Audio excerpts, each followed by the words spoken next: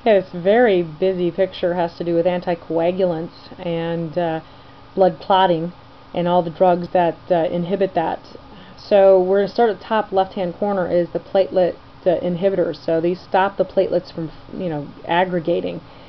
And there's a lot of parts on the platelets. You've got the platelets here. You've got the glycoprotein receptors. This is a glycoprotein 1A, and von Willebrand factor helps with that, and the collagen coming together. You've got the glycoprotein 2B/3A, and what happens is there's a bat. That's a bat hanging down. It looks kind of like a spade, but it's a bat. And you got a tarantula, and they're saying their ABCs. So tarantula named Fibbin, and Eptif, the bat, sat on the platelet receptor while reciting their ABCs. So they sit on this platelet receptor, the GP2B3A, and you got tirofibin, and Eptifibat died. See? Eptifibat. Okay, and then they say their ABCs, abciximab.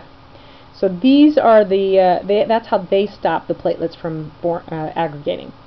Now, the platelet lets go these granules, and they can form a lot of different things, but we've got adenosine diphosphate, which is ADP, and you've got thromboxane A2, and you also got the 5-HT, but those form more glycoproteins that help with the platelet aggregation. So, if you can stop those things, you can stop platelet aggregation. And right here you've got a tickle me cyclops is sitting on top of the ADP.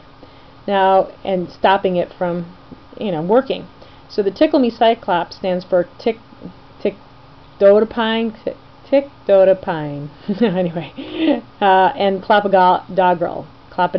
So it's a cyclops and a tickle, and cyclo. If you can remember those things, you've got the names of the drugs.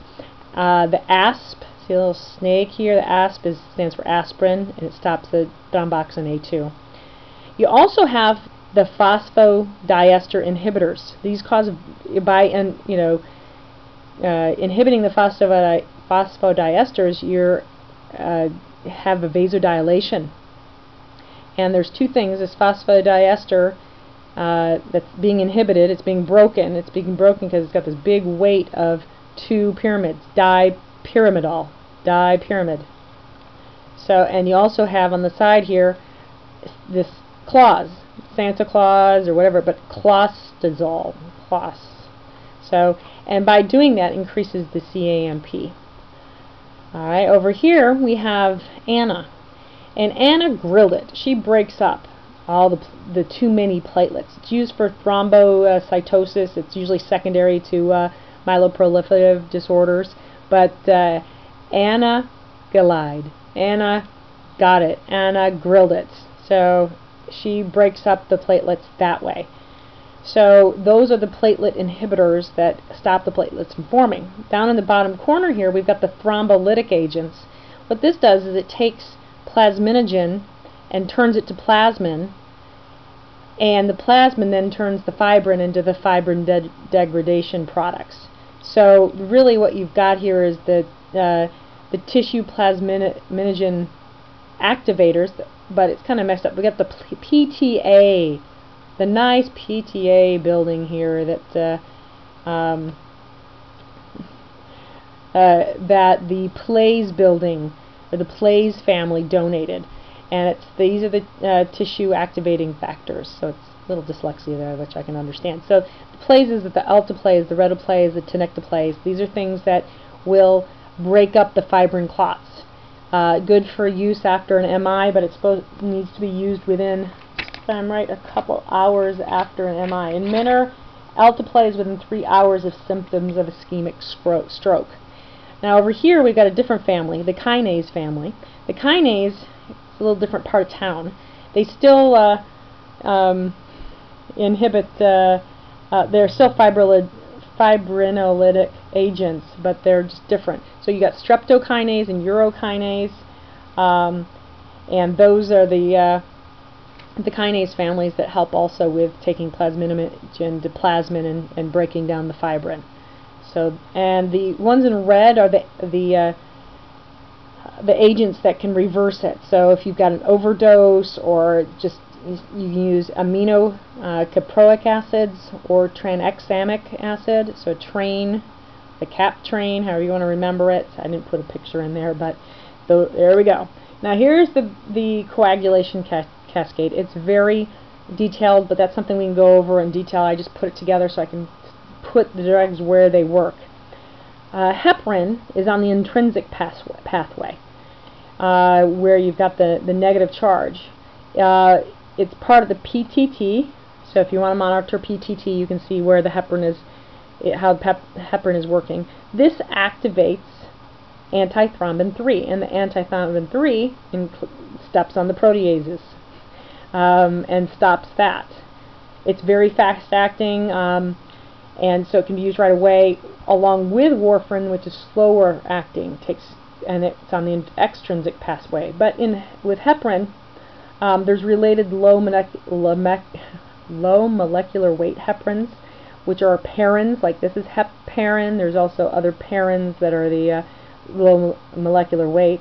Also related is the fondue I've got over here, the fondaparinux. Fondaparinux is also, it's a synthetic pentasaccharide anticoagulant, so it's related. And all those happen to be for the intrinsic pathway. Now you go to the extrinsic pathway and you got warfarin. Warfarin inhibits all the vitamin K dependent clotting factors in the liver.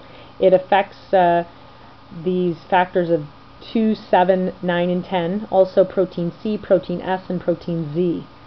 So that's what vitamin K helps with, and warfarin stops that. It is contraindicated in pregnancy, and as you can see, warfarin and Custer, this is like Custer's last stand in the war, so he's sitting in a pickup truck, or PT, so that's the PT pathway.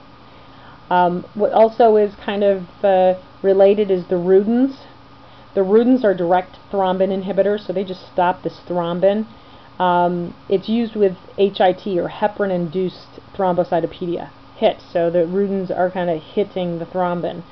And I got some related things way in the, if you can see right here, you got the anticoagulation by thrombomodulant. Thrombomodulant is the guy with a TM here, and he is collecting in his net thrombin. See the little T with the throbbing? So he takes that and he binds with thrombin, and this thrombomodulant thrombin complex bangs on, activates protein C. Now protein C turns around and eats up activated 5 and activated 8. So you got 5 and 8 being eaten up or run, and so that's how thrombomodulant and thrombin together work to control 5 and 8. Keep an eye on all this. Oh, you got protamine sulfate, which is what you use if you've got a heparin overdose, and you got vitamin K if you have a warfarin overdose. But other than that, that's the end of this very complex.